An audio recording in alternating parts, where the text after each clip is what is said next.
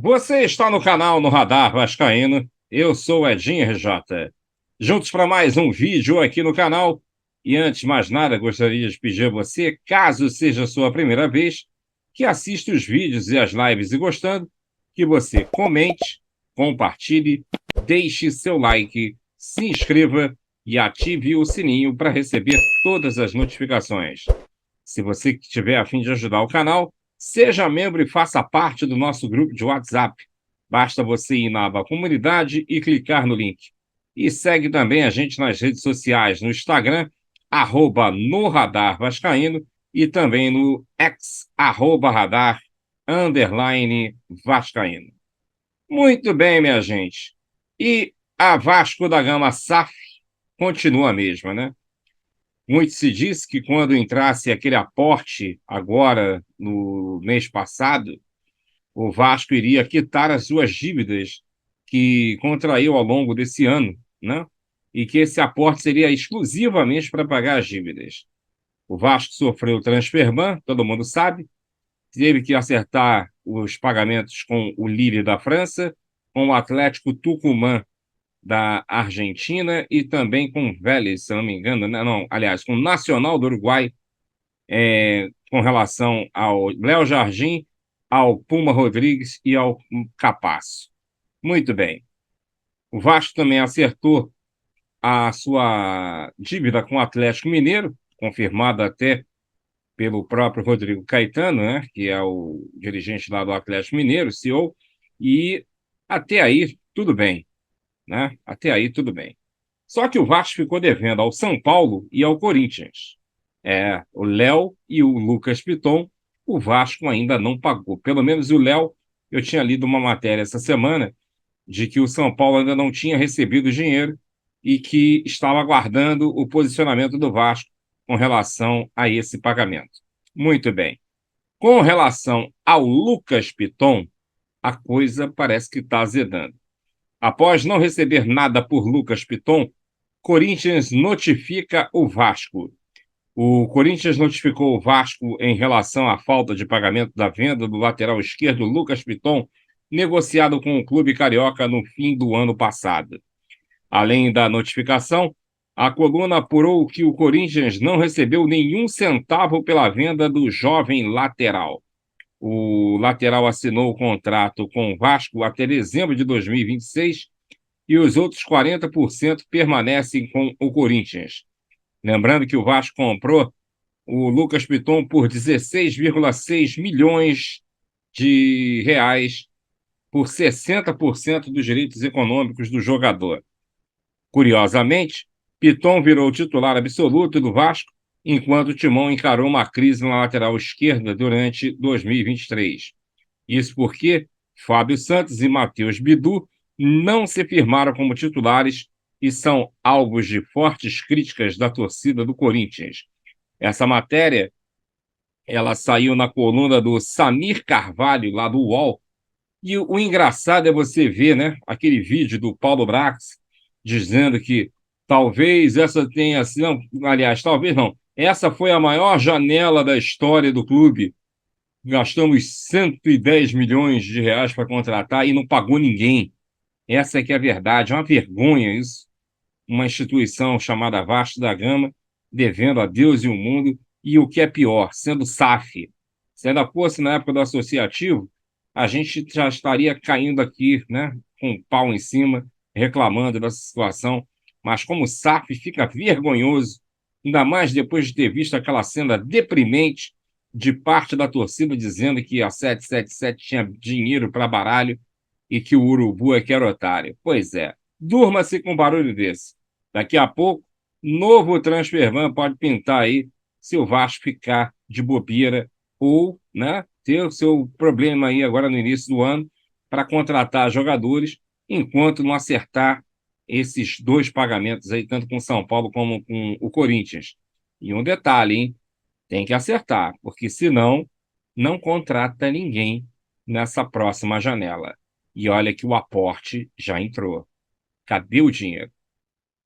Em relação ao jogo na próxima segunda-feira, que vai ser uma autêntica decisão de Campeonato Brasileiro guardadas as devidas proporções, para o Botafogo vale a manutenção da liderança do Campeonato Brasileiro e para o Vasco vale a sobrevivência na Série A, vencendo o Botafogo embola toda a parte de baixo da tabela.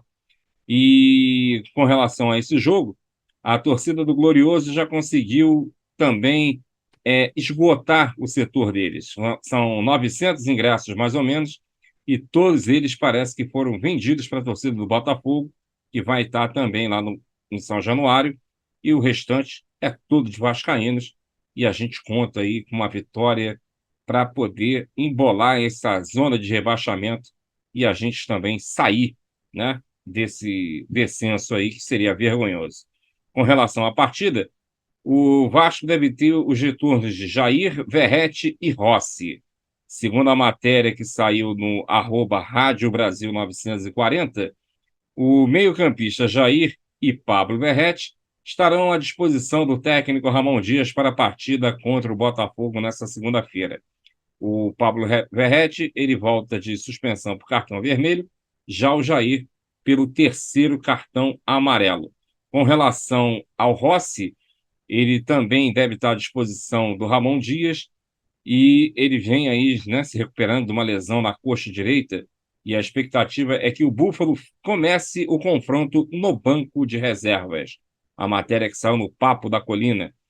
Em relação ao Rossi, a gente espera que ele venha com condições de jogo, até porque a gente viu que quando o Rossi estava jogando no time titular, o time deu uma engrenada aí, foi quando a gente conseguiu a melhor fase aí em setembro, 3 vitórias consecutivas, e infelizmente ele se contundiu, o Vasco caiu de rendimento de novo, quando ele voltou a sentir a contusão, infelizmente, e inclusive nesse jogo o Vasco ainda venceu também, né? Enfim, vamos torcer para que as coisas andem dessa vez, que o Rossi não volte de uma forma prematura e que consiga aí contribuir com a permanência do Vasco na Série A. Vamos aguardar e torcer pela vitória do nosso Vasco no jogo contra o Botafogo. E a arbitragem do jogo do Vasco e Botafogo ficará a cargo de Pedro Voaden, né, que vai ser o árbitro dessa partida. Agora, uma situação que deixou a gente com uma pulga atrás da orelha vai ser o VAR desse jogo.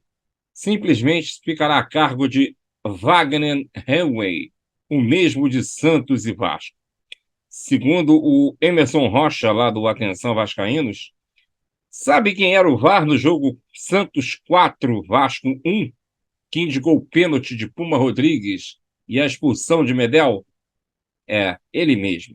Ele que sugeriu o pênalti no Soteldo também contra o Corinthians. Aquele jogo que o Santos empatou no final. Pois é. Trata-se de Wagner Henway, da Paraíba. Então, ele será o VAR na segunda-feira para o jogo Vasco e Botafogo em São Januário. Olha, todo cuidado é pouco. A gente tem que ficar de olho nisso aí. Infelizmente, a representatividade do Vasco é zero, é nula, já que você vê aí essas aberrações das arbitragens, né? Que vira e mexe são tanto os mesmos árbitros como o pessoal do VAR, e a gente só fica vendo a banda passar. Realmente fica difícil, mas vamos ver, né? O Vasco é contra tudo e contra todos e não tem jeito. E daqui a pouco, né, tem a final aí da Libertadores, o Fluminense jogando contra o Boca Juniors lá no Maracanã, e a gente deseja aí boa sorte para os dois irmãos, que o Boca consiga levantar mais uma Taça Libertadores da América. São os nossos votos aqui para a torcida do Boca Juniors, que deve lotar o Maracanã também. Mais uma vez, vai ser uma vergonha para os Flores, já que o jogo é no Brasil. Tudo bem que estão 50% para cada lado, né? Mas, olha, não teria adversário pior para vocês do que o Boca Juniors numa final de Libertadores. Mas, vamos ver, né? Jogo a jogado e lambaria pescado, como dizem. Bem, minha gente, esse era o vídeo que eu gostaria de colocar agora. E eu peço a você, né, que não se esqueça de deixar seu like, se inscreva no canal e ative o sininho para receber as notificações. Conforme for o andamento das coisas, Quem sabe a gente volte logo mais, ou de repente só amanhã, ou até segunda-feira. Vamos ver. Uma boa tarde aí para você, fique de olho no Radar Vascaíno e a gente se vê.